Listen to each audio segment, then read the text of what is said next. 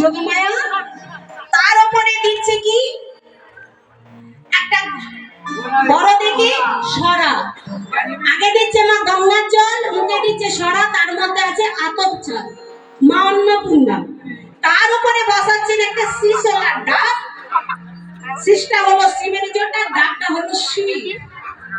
তার ওই যে শীষটা আছে, শীষের মধ্যে কি দেয় দেখবেন, একটু লক্ষ্য করি, ডাব দিচ্ছেন, শীষ আছে, শীষের মধ্যে দেখছেন লাল লাল সিঁদুরের ফোঁটা। বৈশিষ্ট্য মনির 7 সন্তান, চিত্র কিন্তু বসুমিতমান সবেচ্ছি বিরাট নির্মাণ মৃত্যুর দুর্মার, 7টি ফোঁটা হয়ে রইলেন শিবের জটায়। তারপরে চাই 4 কলা গাছ, ঘন্টা, কষা কুশি, পঞ্চপ্রদীপ, হেন তেন, বলতে গেলে লীলা ধরা হবে না। রাত হচ্ছে, খাওয়ার ব্যবস্থা আছে, আবার বেশি রাত হয়ে গেলে অসুবিধা হয়ে যাবে মা।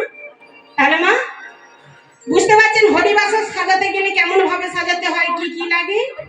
যাক এসব কথা থাক, এবার লীলার দিকে যাওয়া যাক।